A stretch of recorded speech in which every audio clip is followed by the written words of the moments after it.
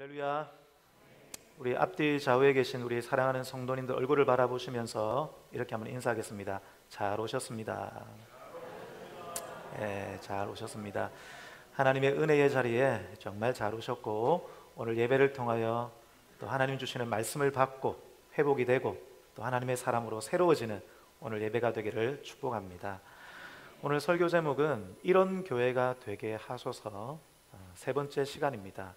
이제 8월이 시작되었는데 8월과 9월 달 동안에 매주마다 이런 말씀을 보지는 않을 것이고, 또 필요에 따라 이 주제를 가지고 말씀을 나누면서 우리 마산회원교회를 하나님이 기뻐하시는 교회로 함께 만들어가기를 소원합니다.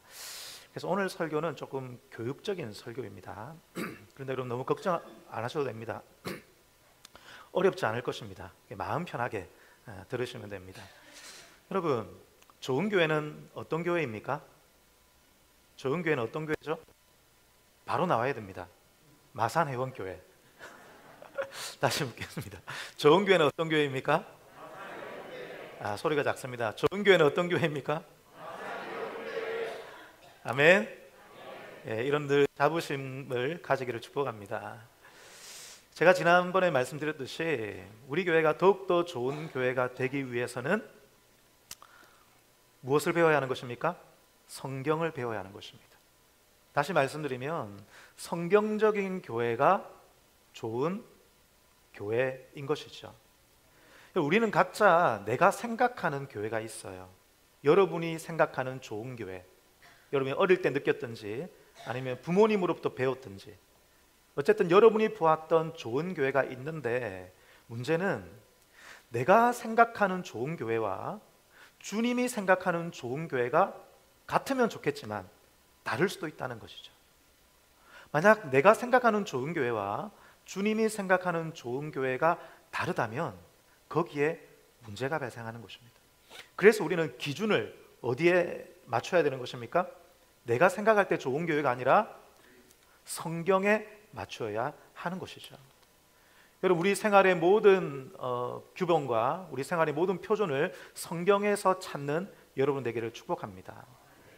좋은 교회는 성경에 나와 있는 거예요.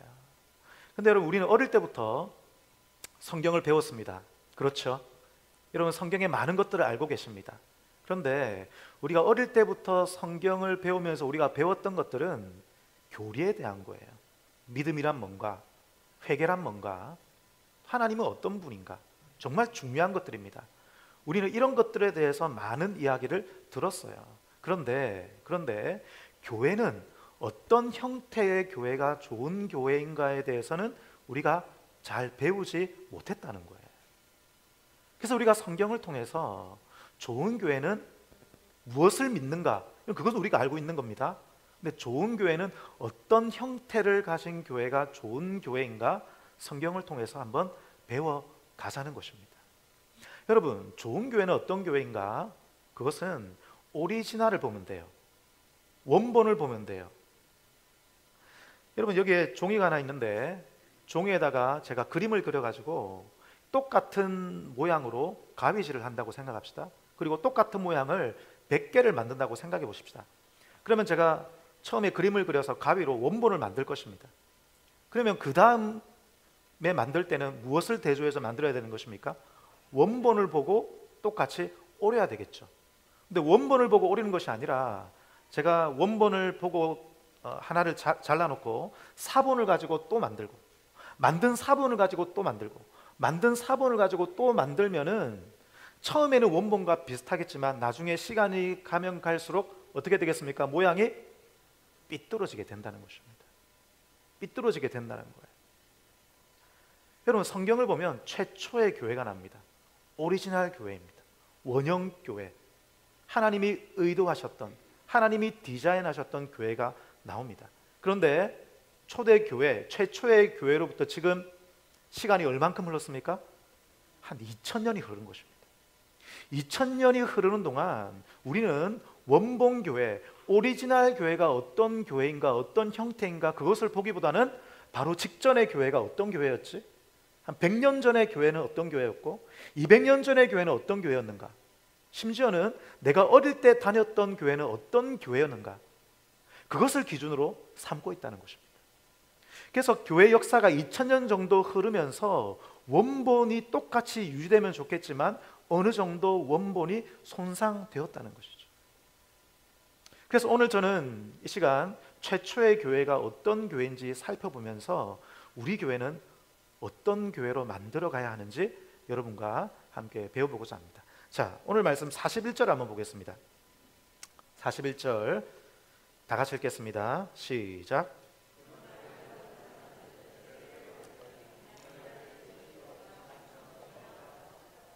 할렐루야.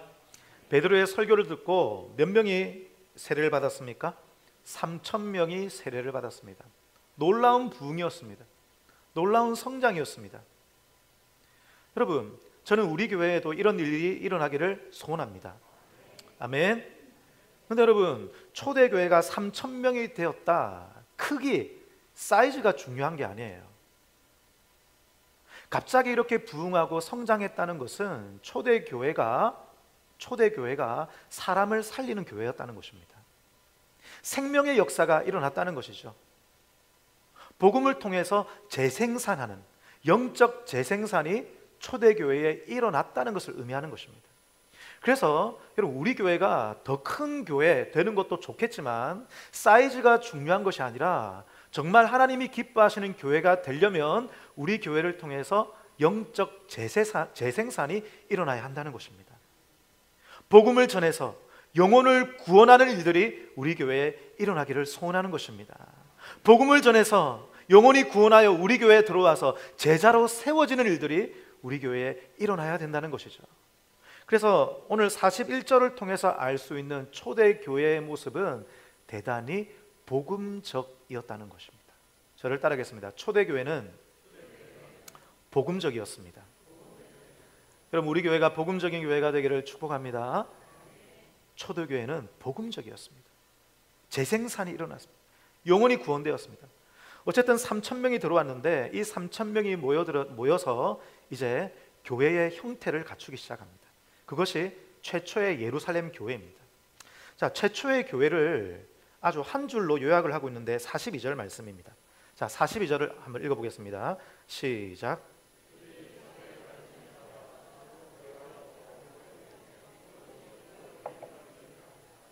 그럼 42절에 보면 제일 먼저 나오는 표현이 무엇입니까? 사도들의 가르침을 받아. 저를 따르겠습니다. 사도의 가르침을 받아. 무엇을 의미합니까? 최초의 교회는 말씀의 권위가 있었다는 것입니다. 그리고 우리 교회도 그런 교회 되기를 축복합니다. 말씀의 권위가 있어서 가르침을 받았다는 것이죠. 말씀의 가르침을 받아 그들이 교회의 형태를 만들어 갔다는 거예요. 3,000명이 모여서 내가 생각하는 좋은 교회, 내가 원하는 편한 교회를 만들어 간 것이 아니라 가르침을 받아 주님이 원하시는 형태의 교회로 만들어 갔다는 것이죠. 그래서 교회의 형태를 만들 때에 그 교회의 형태의 답을 어디에서 찾았다는 것입니까? 하나님에게서. 할렐루야. 우리로 따지면 어디에서요? 성경에서 교회의 모습, 교회의 형태, 예배드리는 모습, 교회의 사역의 모습을 찾아 나갔다는 것입니다. 여러분, 우리 교회도 그런 교회가 되기를 소원합니다. 그들은 말씀에서 답을 얻었습니다.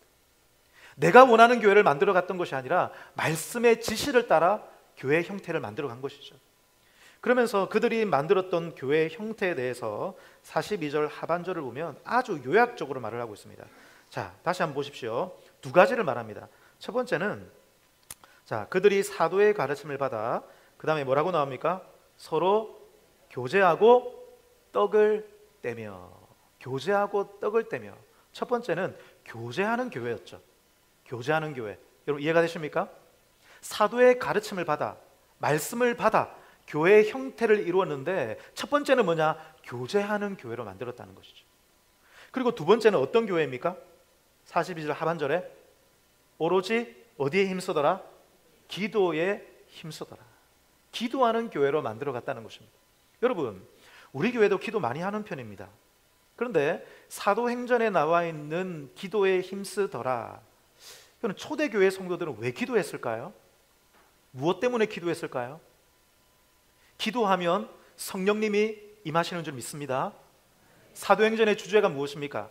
사도행전 1장 8절, 오직 성령이 너에게 임하시면 너희가 권능을 받고 어떤 사람이 되리라? 증인이 되리라. 할렐루야. 예수님께서는 승천하시기 전에 제자들에게 너희가 성령 받기를 기도하라, 예루살렘에 머물면서 기도하여서 성령을 받으라, 그리하여 성령께서 너에게 임하실 텐데 성령이 너에게 임하시면 너희가 증인이 될 것이다 약속하고 있었던 것이죠. 자, 그렇다면 다시 42절에 초대교회가 오로지 기도에 힘썼습니다. 왜 기도했을까요? 왜 기도했을까요? 증인이 되기 위해서 기도했다는 것입니다. 여러분 이해가 되십니까? 복음 전하기 위해서 기도했다는 것입니다. 증인의 삶을 살기 위해서 기도에 힘썼다는 것입니다. 다시 말씀드리면 초대교회의 모습이 기도에 힘썼다는 말은 그들의 삶이, 그들의 교회의 형태가 대단히 복음적이었다는 것을 우리에게 알려주는 것이죠. 여러분 우리 교회가 복음적인 교회가 되기를 축복합니다. 그것을 말하고 있는 것입니다. 여러분 초대교회는 복음에 대해서 말을 하고 그들의 삶도 복음적이었습니다. 그런데 오늘날의 교회를 한번 생각해 보십시다. 물론 복음적인 교회들도 많이 있습니다만 대부분의 교회들이 그렇지 않습니다. 복음에 대해서 말을 합니다. 복음과 함께 고난을 받자라고 말하죠. 그러나 우리의 삶은 복음적이지 않습니다. 직장 생활하는데 급급합니다. 아이를 키우는데 급급하죠. 돈을 대출하고 갚는데 급급합니다. 그런 삶이 소중하지 않다는 것이 아니지만 우리의 삶을 꼼꼼히 살펴보면 복음적인 삶과 너무나 차이가 있다는 것이죠. 왜 그럴까요? 왜 그럴까요? 여러분 초대교회는 때달인 복음적이지 않았습니까? 그런데 오늘도 우리가 교회를 이루어서 모여 있는데 왜 오늘날의 교회는 복음적이지 않을까요? 왜 복음적이지 않을까요? 이번 주간에 어떤 목사님 한 분 만났습니다. 그분은 붕어빵으로 전도하시는 분이신데 제가 수요일 날 말씀을 드렸습니다. 목요일 날 만났는데 이분과 만나서 대화를 하는 중에 제 마음이 뜨거워졌습니다. 얼마나 뜨거운지요. 이분은 입만 열면 전도, 입만 열면 영혼 구원, 입만 열면 복음, 이걸 말씀하시는데 제 마음이 대화를 하는 중에 부끄러워지더라고요. 그래서 제 마음이 뜨거워지는 것을 경험했습니다. 이분은 붕어빵을 가지고 사람들을 찾아다니면서 붕어빵 하나의 도구예요. 대화를 열기 위한 도구. 사람들과 만나서 복음을 전하는데 얼마나 뜨거운지요. 여러분 이분이 왜 이렇게 복음에 대해서 뜨거울까요? 타고 태어난 것입니까? 아닙니다. 단순합니다. 전도하는 삶을 살기 때문입니다. 여러분 복음에는 그냥 그 자체의 복음의 능력이 있습니다. 그래서 전도를 하면 우리의 마음이 뜨거워지는 거예요. 뜨거워져서 전도하는 것이 아닙니다. 여러분 전도를 하면 뜨거워지는 것입니다. 여러분 그것을 경험해 보신 분이 계실 거예요. 내가 힘이 많아서 전도하는 것이 아니라 전도를 하면 힘이 생깁니다. 이것이 교회의 태생이기 때문에 그래요. 여러분 초대교회는 왜 복음적이었을까요? 그들이 우리보다 기도를 많이 했기 때문에, 우리보다 성령이 충만했기 때문에 그런 것일까요? 그런 차이도 있을 것입니다. 우리는 초대교회보다 기도가 부족하니까요. 더 성령 충만하지 못하기 때문이니까요. 그러나 그것 말고 좀 더 근본적인 이유가 있을 거라는 것입니다. 저는 그것을 성경에서 찾았습니다. 그것은 교회의 형태입니다. 초대교회는 복음적으로 살 수밖에 없는 교회의 형태를 가지고 있었습니다. 교회의 형태 자체가 복음적으로 살 수밖에 없는 그런 교회의 형태, 교회의 모양을 가지고 있었다는 것입니다. 제가 나중에 설명을 드릴 텐데 오늘날 교회는 그렇지 못합니다. 오늘날 교회는 그냥 예배 중심입니다. 와서 예배 드리고 가버리는 거예요.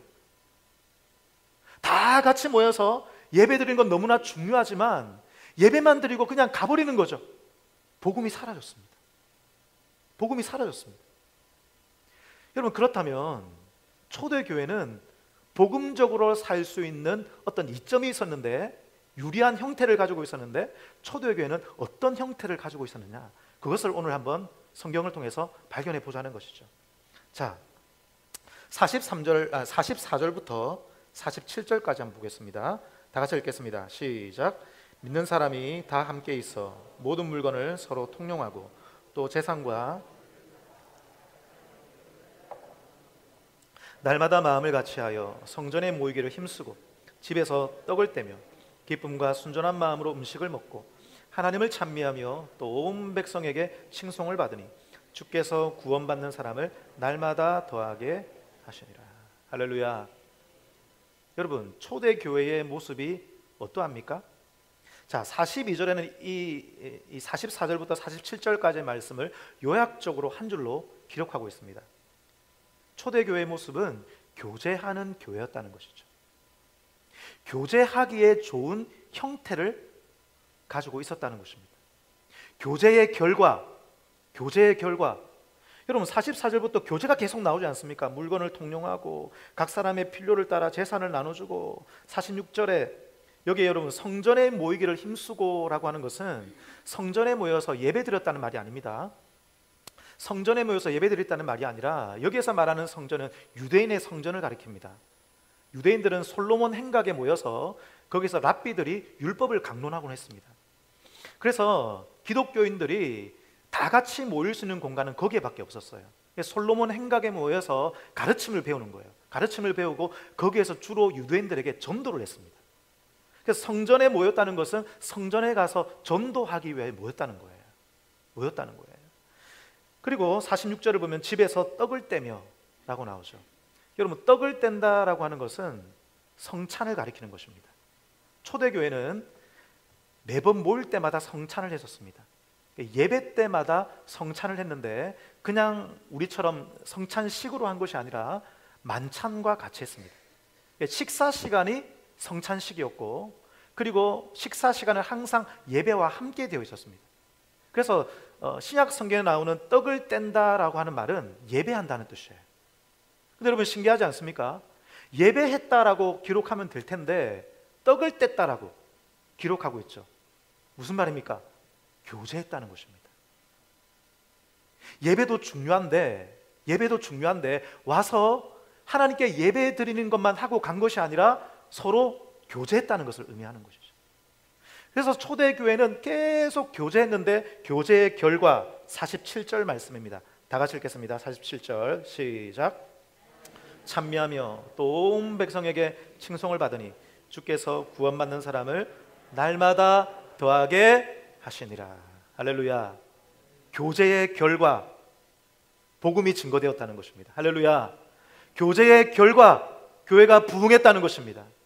교제의 결과 영적 재생산이 일어나게 되었다는 것을 우리에게 알려주고 있는 것이죠.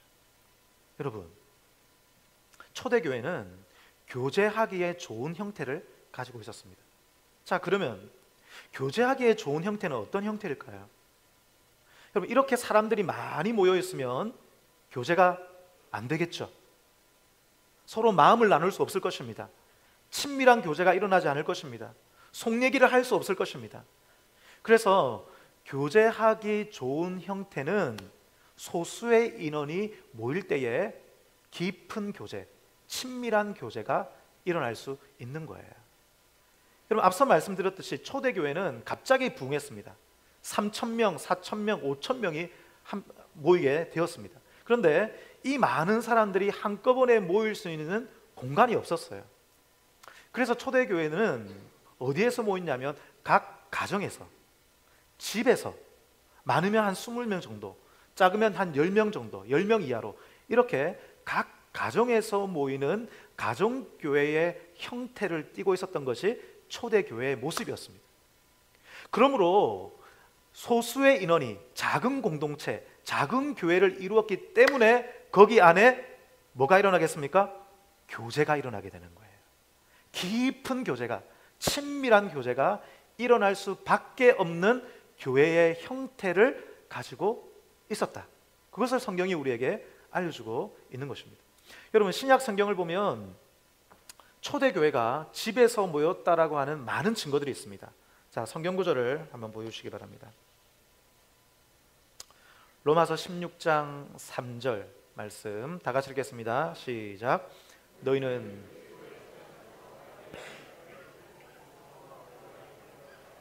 브리스가와 아굴라 유명한 인물들이죠. 그들에게 문안하라 하면서 5절에 이렇게 말씀합니다. 다 같이요. 시작. 또 저의 집에 있는 교회에도 문안하라.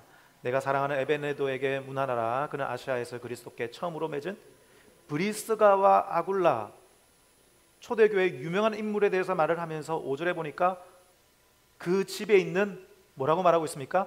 교회. 브리스가와 아굴라 집에 교회가 있었다는 것입니다. 오늘부터 우리 교회가 8월 달부터 임시 목장으로 하게 되는데, 그러니까 우리의 표현으로 따르면 브리스가와 아굴라가 목자였다는 거예요. 자기 집에서 교회를 운영하는 목자였다는 것이죠. 다음 성경요. 골로새서 4장 15절 다 같이 읽겠습니다. 시작.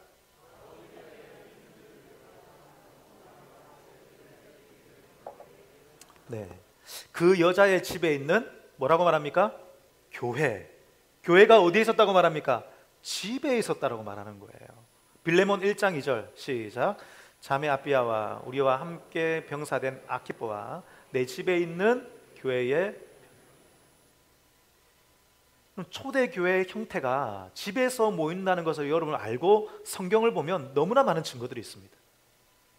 여러분, 바울 사도가 서신서를 보냅니다. 에베소 교회에 보낸 서신서가 에베소서죠. 근데 우리는 생각할 때 에베소 교회가 우리처럼 모이는 큰 대형 교회처럼 모여서 함께 예배드리는 에베소 교회가 하나의 교회라고 또 생각합니다. 그렇지 않습니다. 에베소 교회라고 하는 것은 에베소 지역에 흩어져 있는 많은 집에서 모이는 교회들을 일컬어 에베소 교회라고 하는 거예요. 그래서 바울 사도가 에베소 교회에 편지를 보내면 가정교회들에서 그 편지를 받아서 회람을 했던 거예요. 돌아가면서 편지를 읽었던 것이죠. 갈라디아 교회도 마찬가지입니다. 하나의 교회가 있었던 것이 아니라 갈라디아 지역에 있는 많은 가정에서 모이는, 집에서 모이는 가정교회 형태로 존재했다는 것입니다. 이런 관점에서 보면 서신서에 정말 많은 증거들이 있습니다. 다음 성경을 보여주십시오. 자, 요한이서 1장 10절 말씀에 다 같이요. 시작. 누구든지 이 교훈을 가지지 않고 너에게 나아가거든 그를 집에 들이지 말고 인사도 하지 말라. 이단에 대해서 경계하라는 것이죠. 이것은 우리 집에 들어오는 것을 경계하라는 말이 아니라 집에 모이는 교회에 이단이 침투하지 않도록 조심하라, 그 말인 거예요. 디모데전서 3장 15절 시작. 만일 내가 지체하면 너로 하여금 하나님의 집에서 어떻게 행하여 할지를 알게 하려 함이니 이 집은 살아계신 하나님의 교회요 진리의 기둥과. 초대교회는 교회를 그냥 비유적으로 집이라 말한 것이 아니라 실제로 집에서 모였기 때문에 저렇게 집이라고 표현하는 것입니다. 여러분, 집에서 교회가 모였습니다. 그러면 교인들은 서로 어떤 관계가 되겠습니까? 가족이 되는 거예요. 그래서 우리는 성도들을 향하여 뭐라고 표현합니까? 형제님, 자매님이라고 표현하죠. 맞습니까? 우리가 왜 형제님, 자매님이라고 표현하는 것입니까? 초대교회 때부터 일어났어요. 가정에서 모였기 때문에 서로 형제라고 여겼던 거예요. 자매라고 여겼던 것입니다. 자, 성경을 한번 보여주십시오. 디모데전서 5장 1절 2절 다 같이 읽겠습니다. 시작. 늙은이를 꾸짖지 말고 권하되 아버지에게 하듯하며 젊은이에게는 형제에게 하듯하고 늙은 여자에게는 어머니에게 하듯하며 젊은 여자에게는 온전히 깨끗함으로 자매에게 하듯하라. 할렐루야. 여러분, 이해가 되십니까? 초대교회는 집에서 모이는 가정교회의 형태로 되어 있었습니다. 자, 그렇다면 초대교회가 가정에서 모였다면 지금 오늘날 우리 교회도 그러면 가정에서 모여야 되느냐? 여러분, 어떻게 생각하십니까? 여러분, 초대교회는 다 같이 모일 수 있는 공간이 없었습니다. 그래서 어쩔 수 없이 가정에서 모인 그런 이유도 있었습니다. 물론 그런 이유도 있었지만 하나님이 원하시는 것은 작은 공동체, 작은 교회를 이루어서 그 안에서 진짜 교제가 일어나기를 원하시는 것이 교회의 형태인 것입니다. 그러므로 오늘날 우리가 초대교회처럼 가정에서 꼭 모일 필요는 없으나 그 정신을 가져야 되는 것입니다. 다 같이 모여서 예배 드리는 것도 중요하지만 우리 교회 안에서 소그룹을 이루어 가야 한다는 것입니다.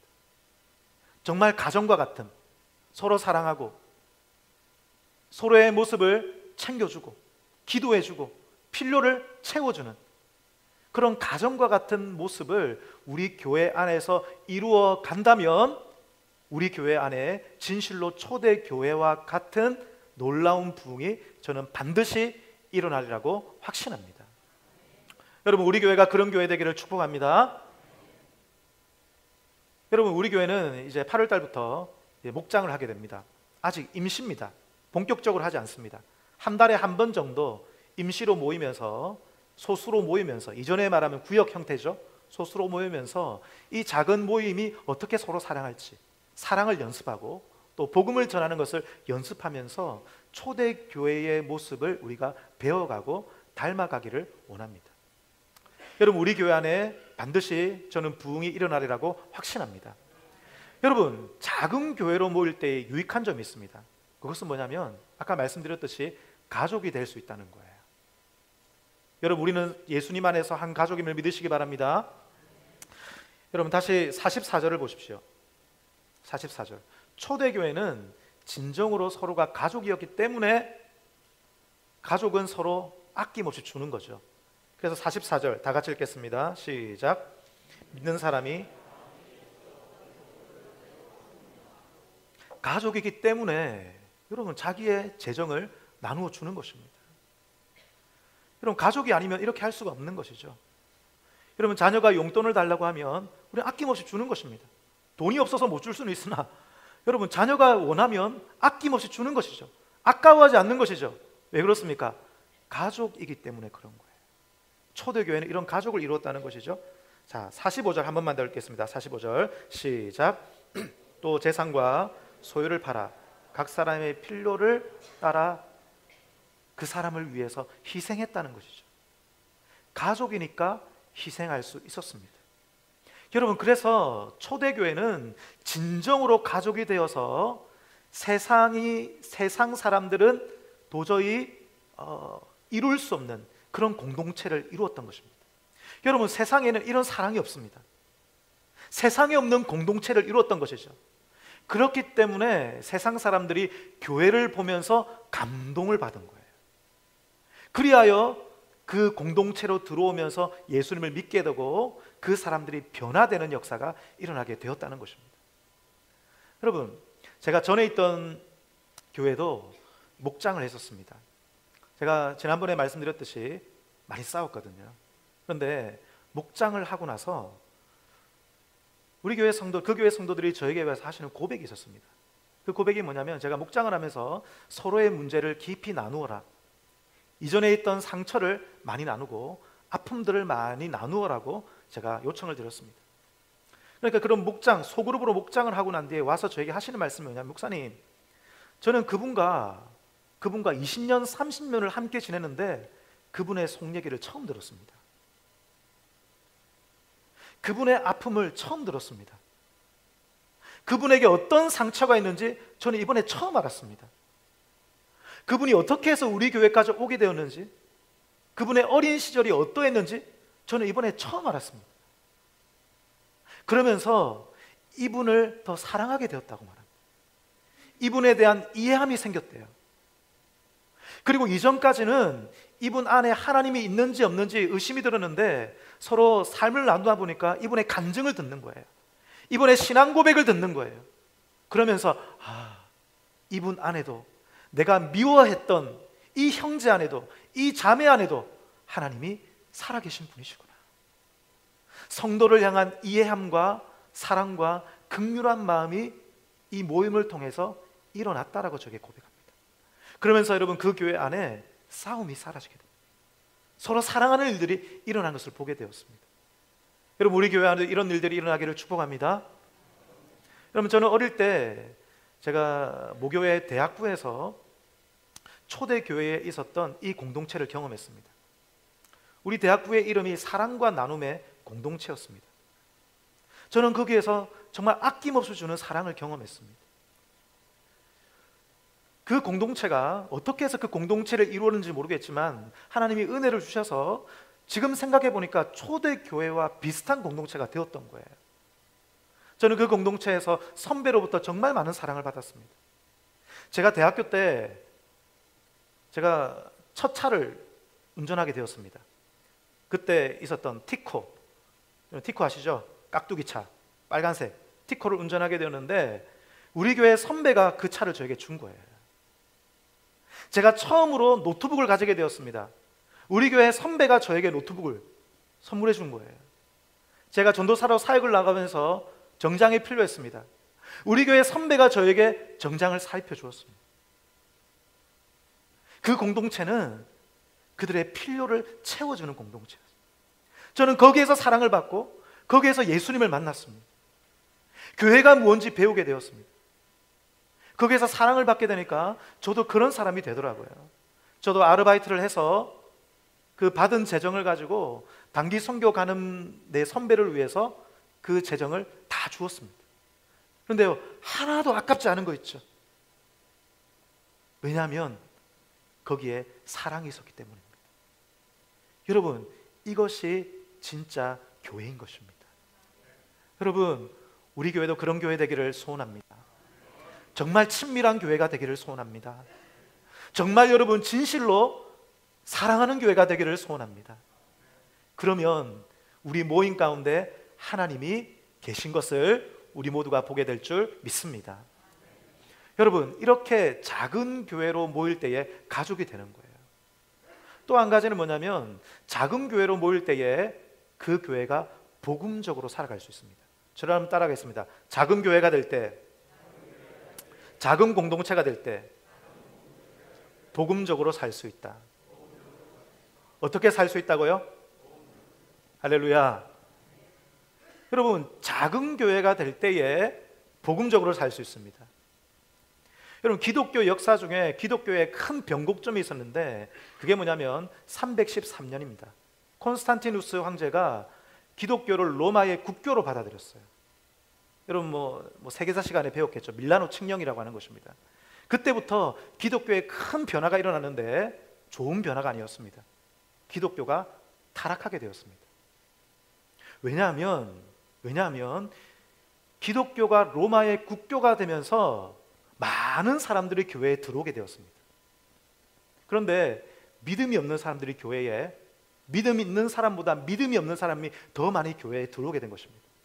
그 당시 어떤 법이 있었냐면 그 로마의 공무원이 되려면, 로마에서 어떤 관직에 오르려면 기독교가 국교였기 때문에 교회에 나가야 된다는 법이 있었습니다.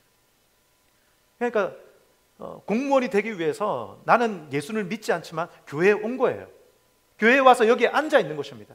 그런 사람이 교회 안에 많아지게 된 것이죠. 그러면서 교회에 두 가지 변화가 일어나게 됩니다.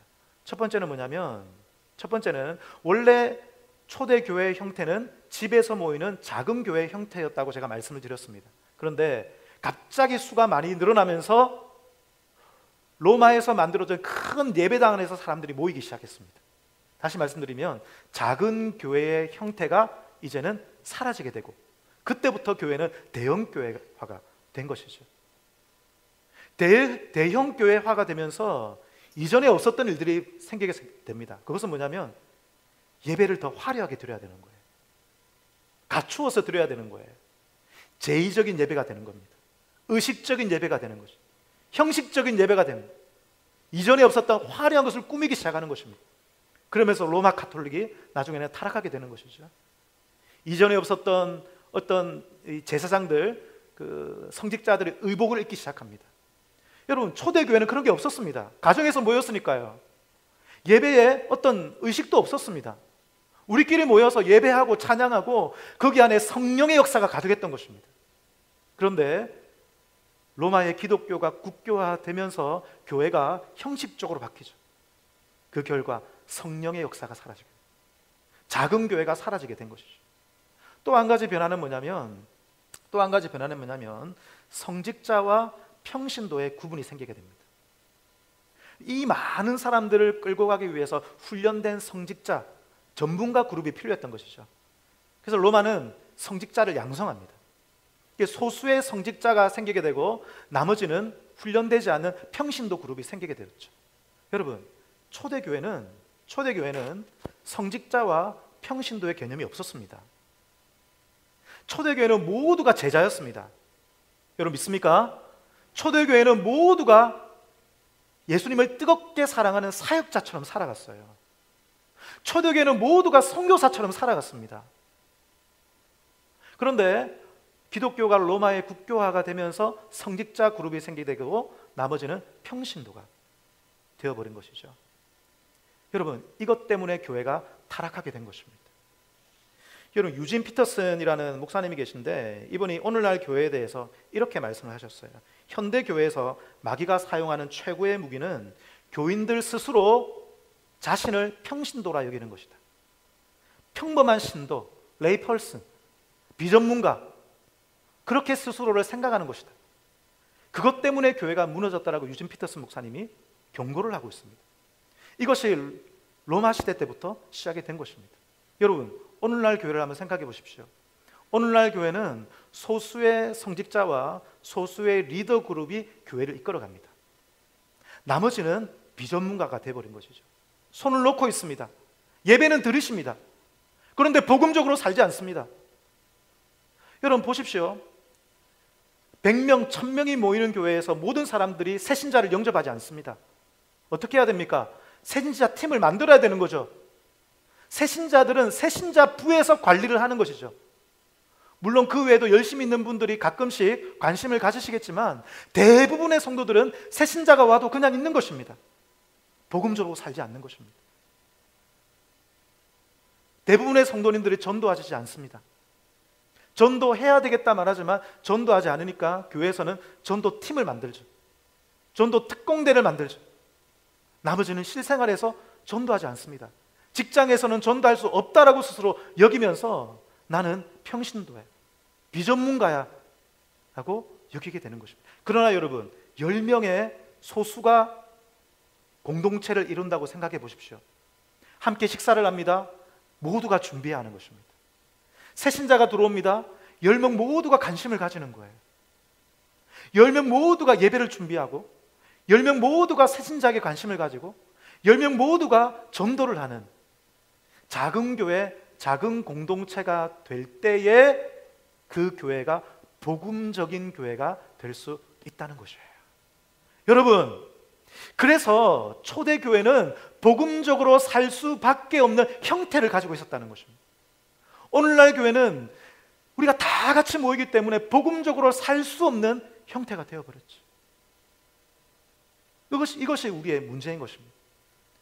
여러분, 많은 성도들이 어릴 때 예수님을 만납니다. 그리고 주님을 위해서 살기로 결단합니다. 그런데 대학을 졸업하고 직장 생활을 하면서 그 마음이 사라집니다. 그 마음이 사라집니다. 직장 생활을 열심히 해야 되니까요. 나는 그렇게 할 수 없다라고 생각하죠. 그러면서 전문가에게 다 맡기죠. 복음을 위해서 살아가는 것은 전문가에게 다 맡기고 나는 직장 생활을 하는 것이죠.